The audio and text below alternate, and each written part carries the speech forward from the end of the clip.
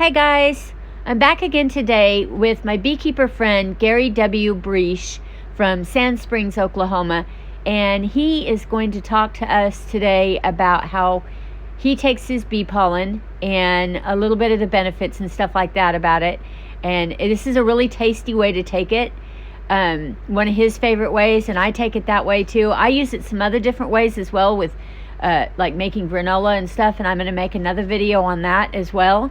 And anyways, I thought you guys would enjoy this. For all the people out there that want to take bee pollen, this is a great way to take it. It's a great way to break it down because it's very gummy and kind of hard to take. So this is a way that he found that breaks it down. But anyways, we'll get with it. Please like this video, subscribe, and I'll have more coming. Make sure you look in the description box below for all of Gary's contact info and all that, and all his stuff that he puts up on Facebook and everything. You can go to all his groups, and pretty interesting stuff. Bees have so much great stuff for us to use for our health and everything. So great place to start learning a bunch of stuff about that. Anyways, we'll get with it, and I'll give you over to Gary. What I use to mix with the pollen, which is the pineapple orange, unpasteurized. But even better than that is something you probably never heard of, is this stuff. And it's sold as a diet drink, supposed to lose 10 pounds in 48 hours according to its advertising. But I found that it's made with all sorts of extracts from fruits and vegetables, and it's extremely healthy. Gives you a lot of energy. I've used it for not just a diet drink. In fact, I didn't use it as a diet drink initially. I used it as something that would help me get electrolytes when I was working hard out in the sun and heat of the summer. So I have this. You have to dilute it halfway, and I have with cold, good, fresh, filtered water. So I've got the pollen in there with this particular drink, and I let it dissolve a little bit. Mix it up, and it breaks down. There is a layer of material that's naturally on the pollen that keeps it from falling apart. A silicate type based stuff, I think it's called, and it's very healthy.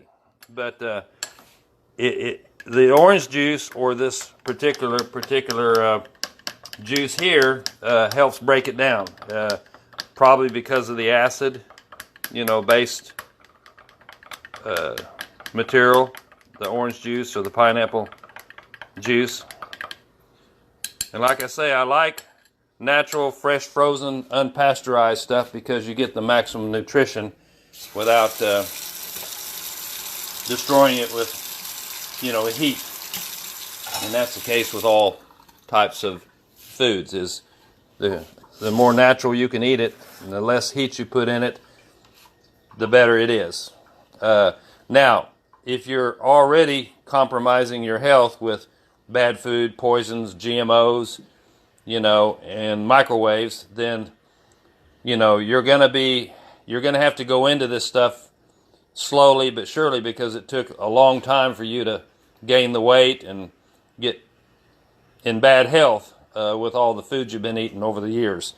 Didn't used to be that way. Food used to be a lot more nutritious and less poisons like glyphosate and other stuff in your food and processing. Go look at the ingredients. I mean, you are what you eat, so you need to really be aware of this stuff. But this is a superfood, and we forgot about it for a long time as far as our own usage of it. But me and Elaine have been doing it regularly every day and seeing a great difference in our repair and building of our muscles and rebuilding of our glands and organs and stuff like this have improved substantially with bee pollen. And they lived on it, like I say, for 40 years in the desert as manna, and went into the land of Canaan, like I said on the last video, and took it over because they were almost superhuman, and they set world records in the Olympics. Best kept secret was to take pollen 30 to 80% of their diet back in the 60s, 70s, and 80s. So research fresh frozen bee pollen and all the attributes of it, because it's a super protein. It's got everything you need to live by, and in fact you can do the same thing with honey. Of course, honey has a certain amount of pollen and propolis and stuff like this, which is, propolis of course is what I consider medicine from the hive, and I give an amazement guarantee. And now it's a medicine aspect of it. This is the food aspect of bee products, along with, you know, the honey and the beeswax, which you should chew up totally and digest because it's anti-inflammatory. It also is a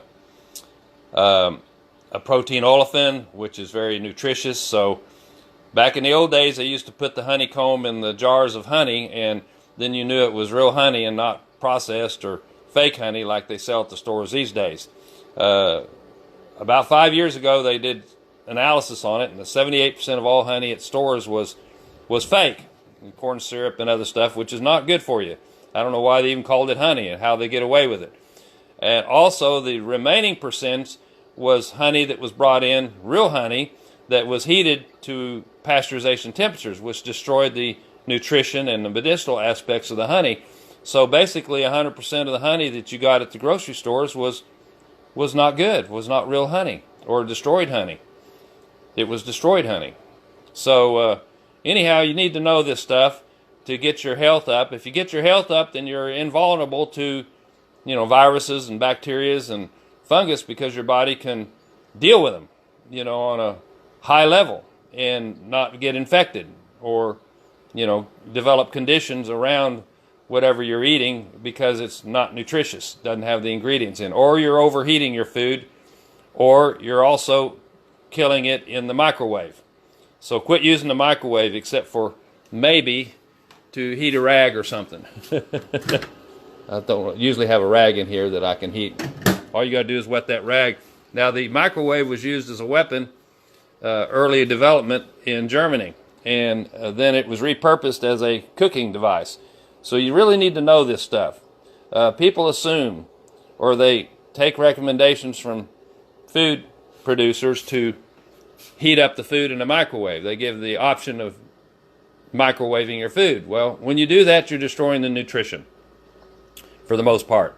And it's also dangerous to be near a microwave because of the EMF is so strong that it can actually mutate your DNA and cause problems, which is, you know, my definition of cancer is mutated, you know, cells in your body due to the DNA destruction that the microwave does to your DNA. So your cells start eating food, but they don't do the work that they're supposed to do. Like a liver, your liver is supposed to do the functions of a liver and detoxify you and act as a chemical factory. But when you're feeding it food that's been microwaved, then or you're near a microwave, then you're actually destroying the DNA that would otherwise make healthy liver cells to process your food properly and to process your chemicals properly, to restore your energy and detoxify. So I know these throwing out a bunch of different words here and not very well organized, but you need to know this stuff, be aware of this stuff, and if you're going to be healthier and be all invulnerable to, you know, the pandemic or flus and all the other stuff's going around. People are complaining about allergies these days, and they didn't do that 50 years ago around the, you know, farm table, and they're doing it now because of the bad food and the poisons in our food, such as glyphosate, which is Roundup. They're finally doing lawsuits over it. So you need to know this stuff to get healthier. And when you're healthier, you can think more clearly, and you can do more research and discover things and help other people. You'll be in a position to help other people because you'll be healthier.